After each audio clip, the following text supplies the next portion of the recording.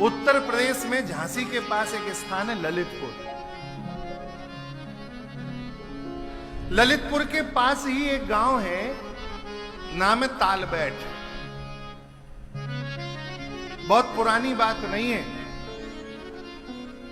अभी यदि उस गांव में 27 वर्ष का कोई व्यक्ति होगा या 100-125 वर्ष का कोई व्यक्ति होगा तो वो भी इसकी गवाही दे देगा। इसी घोर कलिकाल में 100-125 वर्ष पहले घटी सच्ची घटना, सन 1901 या 2 की घटना है। चौबे जी रहते थे,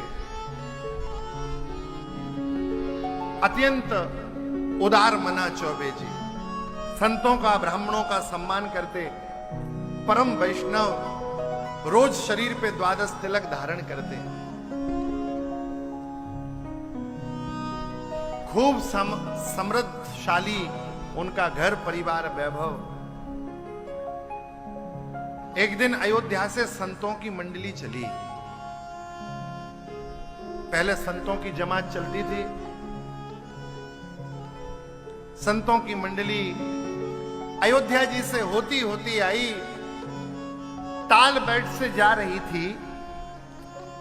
मुख्य मार्ग पे संतों ने पूछा किसी वैष्णव का घर है? गांव के लोगों ने कहा महाराज चौबे जी संतों की बहुत सेवा करते हैं। उनके हृदय में तो संतों को आते देखकर ही आनंद हो जाता है। वह हृदय जो वैष्णवों को आते देख प्रसन्न हो, वह भक्त हृदय है।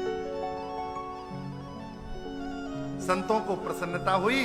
संतों ने निश्चय कर लिया आज संध्या की बयारू चौबे जी क्या होगी, संध्या का प्रसाद चौबे जी क्या होगा। सारे संत एकत्रित होकर चौबे जी के यहां पहुंच गए। श्री चौबे जी ने सारे संतों के चरण धुलाए, सबका चरणामृत लिया, आनंद से भर गए चौबे जी। देखो तो मेरा सौभाग्य, अरे मैं संतों के दर्शन की लालसा से संतों के पास तक चला जाऊं, ये तो मेरा पुण्य हो सकता था कि मेरे हृदय में भाव जागता संत दरस का, मैं पुरुषार्थ करता संत मिल जाते, ये पुण्य से संत की प्राप्ति होती। लेकिन ये मेरे पुण्यों के बल से नहीं, ये तो भगवान की कृपा के बल से पधारे हैं। भगवान की कृपा के बल से संत आए हैं। तत्काल चौबे जी की पत्नी ने रसोई की तैयारी की है। संत सब बैठकर प्रसाद पा रहे थे। चौबे जी उत्साह से संतों को प्रसाद पवा रहे थे, लेकिन चौबे जी की जो पत्नी थी उनके नेत्रों से आंसू बह रहे थे। संतों ने कहा बहन तुम्हारे नेत्र क्यों सजल हो रहे हैं, क्या कारण है? चौबे जी की पत्नी ने कहा महाराज बाकी तो सब बहुत आनंद है, आपकी बहुत कृपा है, लेकिन हमारे यहां कोई संतान नहीं है, कोई संतान नहीं, हम पे कृपा करो। संतों ने कहा कि संतति के चक्कर में मत पड़ो। अपनी झोली से ठाकुर जी को प्रकट किया और चौबे जी की पत्नी की गोद में रख के कहा कि ये हमारे कुंज बिहारी जी हैं, आज से यही तुम्हारे बेटा हो गए। चौबे जी की पत्नी महाराज उन ठाकुर जी को गोद लेके इतना भाव हृदय में जागा, इतना वात्सल्य हृदय में जागा कि महाराज हृदय से पयोधर प्रकट हो गया, वात्सल्य प्रकट हो गया। पयोधरों से वात्सल्य प्रकट होने लगा, दुग्ध की धार बह गई। जैसे एक सामान्य शिशु का पालन माता करती है, ऐसे भोर में उठना उठाना सारा क्रम ठाकुर जी के व्यवहार में चौबे जी की पत्नी करने लगी।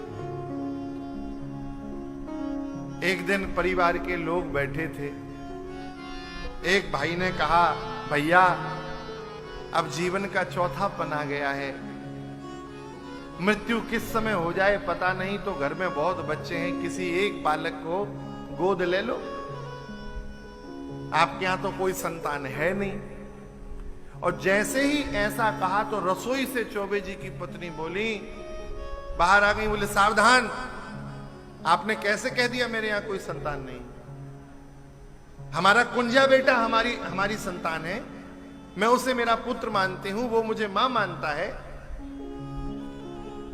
घर के लोग बोले चाची आपने आज भांग खा ली, मती बौरा गई आपकी।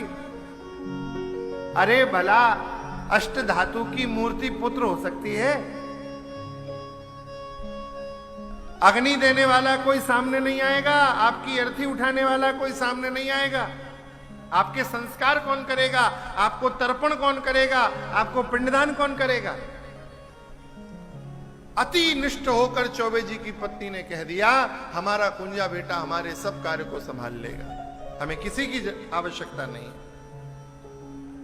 परिवार वाले महाराज रुष्ट होके चले गए। संसारी तो ऐसे ही है। संसार की यथार्थता का बोध करना हो तो थोड़ा सा संसार के मन से विमुख होके देख लो, पता चल जाएगा कितना प्रेम संसार आपसे करता है।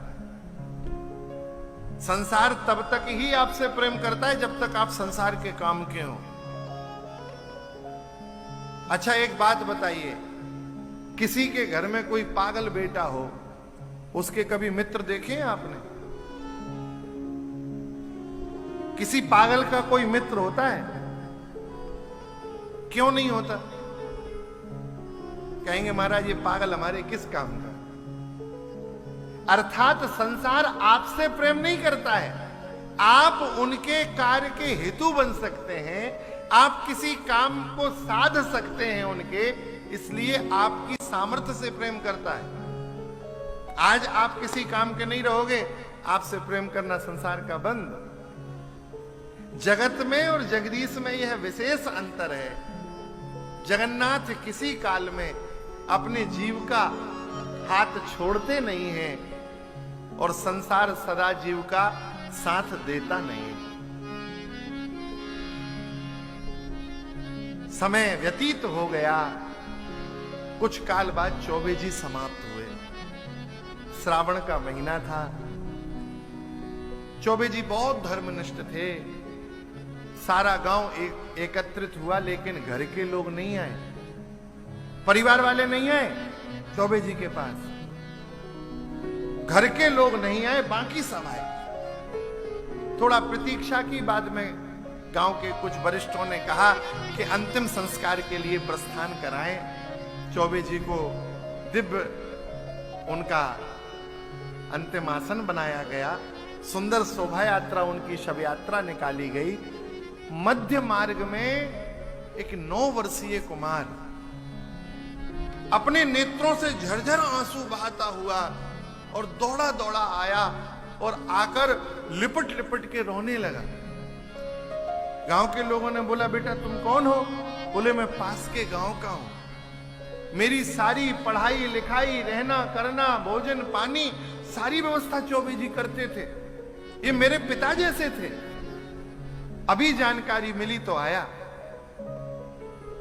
गांव के लोगों ने कहा, पुत्र तो कोई है नहीं, अग्नि इसी को दे देते हैं। चौबे जी को आगे आगे चल के मार्ग दिखाया। एक पुत्र के जितने कर्तव्य हैं वहां पिंडदान होता है, पिंडदान किया, तिल होम का हवन किया, मुखाग्नि दी, अग्नि दी, परिक्रमा किया। सब गांव के लोग बोले चलो जलांजलि और दे लें। बैत्रवती का पवित्र तट है तालबैठ में, बैतवा जी की नदी है बैतवा जी। बैत्रवती के निकट सब लोग पहुंचे और उस नदी में जैसे ही सब मध्यस्थ नदी पहुंचे, सबने जलांजलि दी। जलांजलि के बाद स्नान के लिए जैसे ही डुबकी लगाई गई, सारे गांव वालों ने उस बालक को डुबकी लगाते हुए देखा, लेकिन बाद में निकलते हुए किसी ने नहीं देखा। बहुत देर प्रतीक्षा करते रहे, कहां गया कहां गया कहां गया।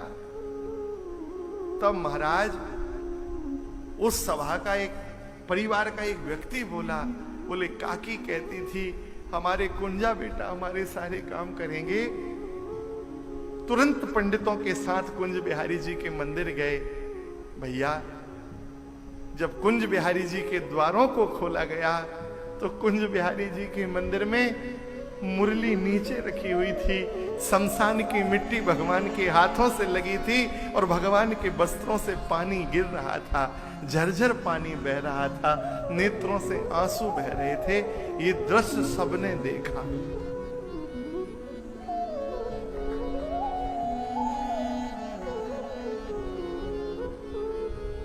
उत्कर्ष सुनत संतनी को अचरज को जनी करे। इस कलिकाल में भगवान ने बहुत भक्तों के साथ लीला की, ऐसे ऐसे चमत्कार। आप भक्तमाले की कथा सुनेंगे, आप कहेंगे महाराज ये क्या चरित्र है। श्री धना जी का चरित्र है। श्री नाभा जी ने कहा है